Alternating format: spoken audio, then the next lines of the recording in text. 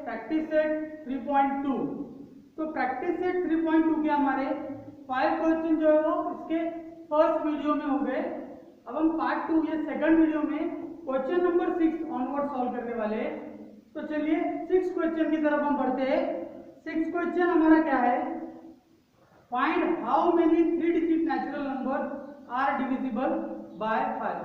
तो हमको 5 से डिविजिबल होने वाले नेचुरल नंबर कितने हैं, वो भी 3 डिजिट वाले, उसको फाइंड करना है। तो जनरली जो भी नंबर हमको फाइंड करना होता है उसको हम x कंसीडर करते हैं, ओके। लेकिन यहाँ पर नेचुरल नंबर है और जो फॉर्मूला है हमारे पास में उसमें m की वैल्यूज है, इसलिए हम क्या करेंगे, सपोज करेंगे कि वो m है, ओके। x नहीं सपोज करते हुए हम यहाँ पर n सपोज कर रहे हैं। Suppose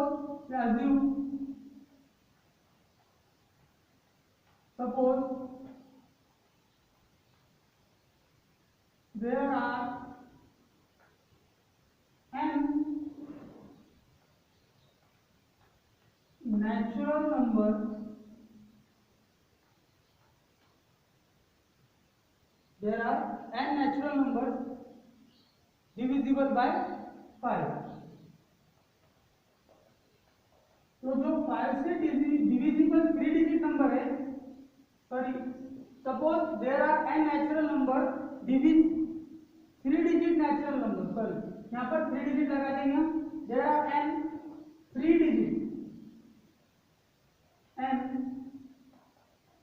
digit natural number divisible by 5।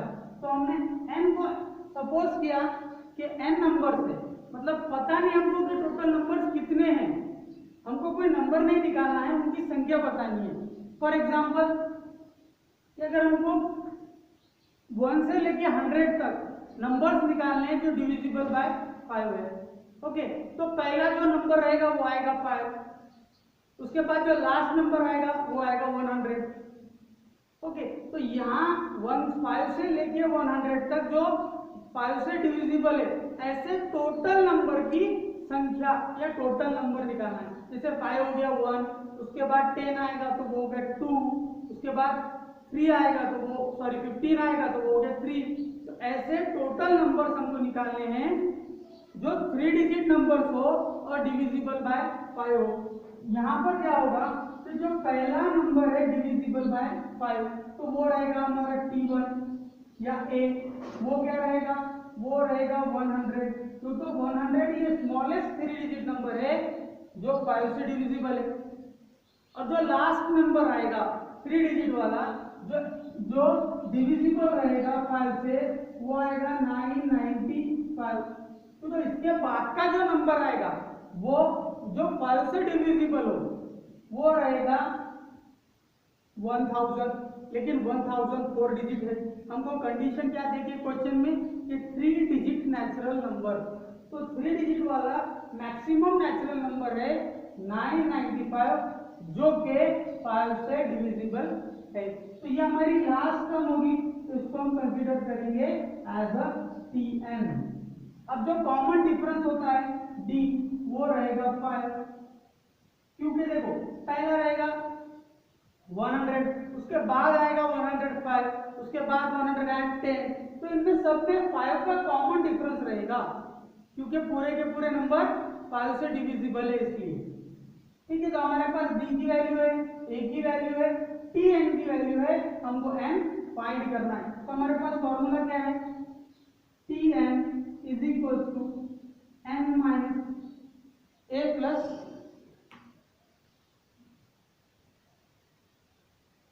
Tn is equal to A plus n minus 1 into D। अब यहाँ पर हमारे पास जो जो वैल्यूज है वो वैल्यू पुट करेंगे, हमको n मिल जाएगा, ओके। तो Tn इसको क्यों लिया हमने, तो वो लास्ट टर्म है, nth वाली टर्म है, तो वो कितने नंबर पर आएगी, ये आई फर्स्ट नंबर पर 100 आया, फिर सेकंड नंबर पर 105 आया, मींस सेकंड टर्म कौन सी होगी 105। तो 105 और 100 अगर रहते तो दो टर्म्स ऐसे रहती जो 5 से डिविजिबल हो। तो ऐसे हमको टोटल टर्म निकालना है, मींस हम काउंट करते जा रहे हैं T1 फिर T2 फिर T3 फिर T4 4 फिर T5।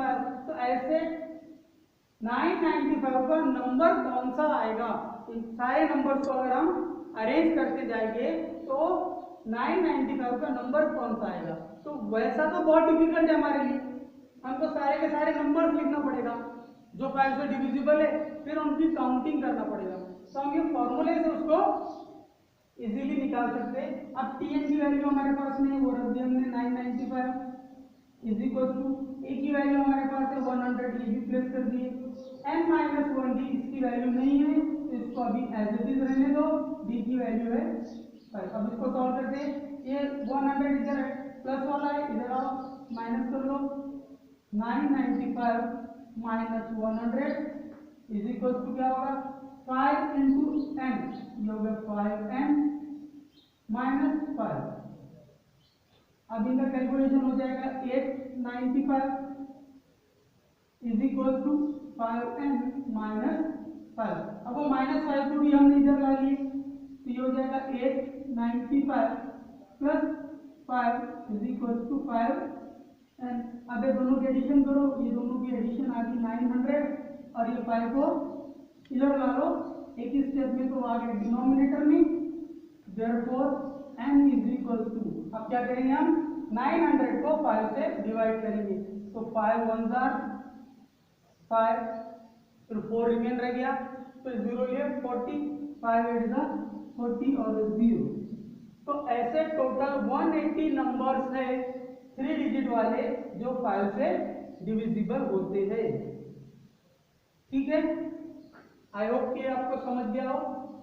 हमको कुछ नहीं करना है, हमको सिर्फ T1 और Tn निकालना है according to the question. Question में बताए हुए हिसाब से हमने क्या किए, A, Tn और D की वैल्यू निकाली है, इसके बेस पर हमारा क्वेश्चन सॉल्व हो गया। नेक्स्ट क्वेश्चन की तरफ बढ़ते हैं।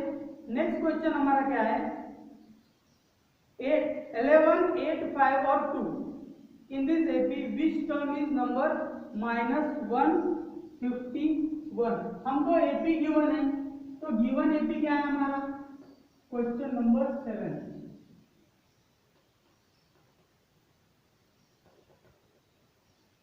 गिवन AP, जो AP हमको गिवन है वो क्या है 11, 8, 5, 2 देन डॉट डॉट। ओके, तो हमको -151 ये कौन से नंबर पर आएगा, मीन्स ये हो गया हमारी टर्म 1, टर्म 2, टर्म 3, टर्म 4। तो ऐसा अगर हम आगे बढ़ते जाए तो -151 कौन सी वाली टर्म है, इसका भी हमको n फाइंड करना है, कौन से नंबर पर ये आएगा। जैसे फर्स्ट नंबर पर आया, फिर सेकंड पर, ये थर्ड, मीन्स ये फर्स्ट टर्म, ये सेकंड टर्म, ये थर्ड टर्म, ये फोर्थ टर्म, तो ये कौन से वाली टर्म है, मीन्स ये टर्म का नंबर बताना है, मीन्स हमको n फाइंड करना है। तो ये हमारी लास्ट टर्म है, तो इसको हम Tn ले लेंगे।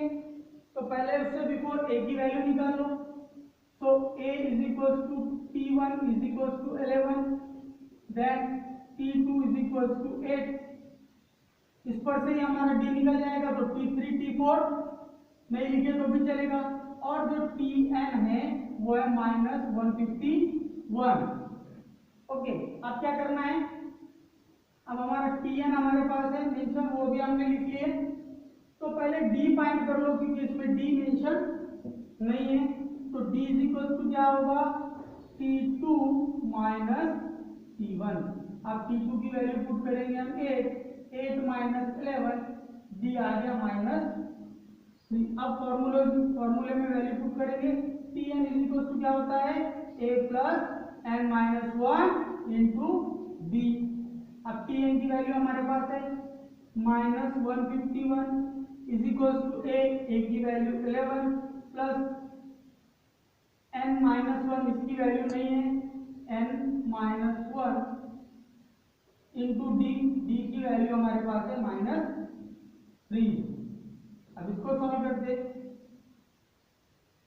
पहले 11 को लेफ्ट साइड में ला लो, ये हो गया 151 माइनस 11 इज इक्वल टू, अब ये ब्रैकेट के बाहर 3 है, ये n को भी मल्टीप्लाई करेगा और -1 को भी, तो 3n, तो ये हो गया -3n, then minus into minus हो गया प्लस, और 3 इंटू 3 सॉरी 3 1 जा 3।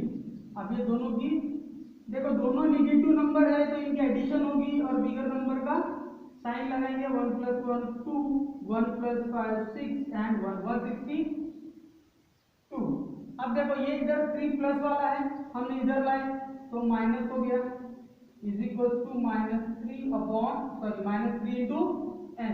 अब इनके एडिशन कर लो, ये होगा -165 इज इक्वल टू -3n। अब देखो दोनों टर्म निगेटिव है, तो दोनों टर्म को -1 से अगर हम मल्टीप्लाई कर दे तो माइनस माइनस क्या हो जाएगा, कैंसर। तो क्या बचा 165 is equal to 3 into n है, तो वो 3 को अगर हम इधर ला लिए तो यहाँ से क्या बचेगा n। अब 3 से हम डिवाइड करेंगे 165 को, तो हमको वैल्यू मिलेगी n की 3 5 are 15, 1 बचा अगेन 3 5 are 15, तो n जो मिला हमारा वो है 55। इट मीन दैट कि जो टर्म हमारी 151 है वो कौन से नंबर पर है, वो है 55 नंबर पर। ये अगर आपको लिखना है तो स्क्रीनशॉट ले ले। इसके बाद हम नेक्स्ट क्वेश्चन करते हैं। तो क्वेश्चन नंबर 9 पर आते हैं।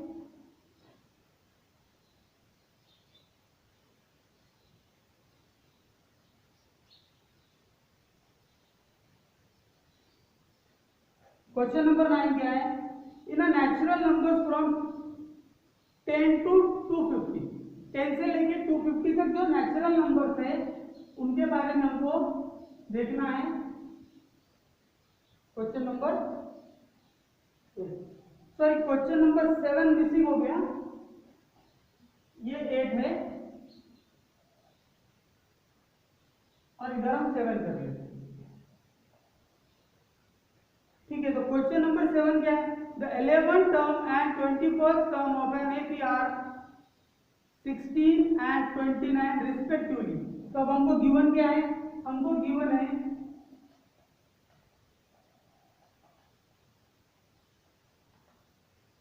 11th टर्म मींस T11 कितना है 16 है।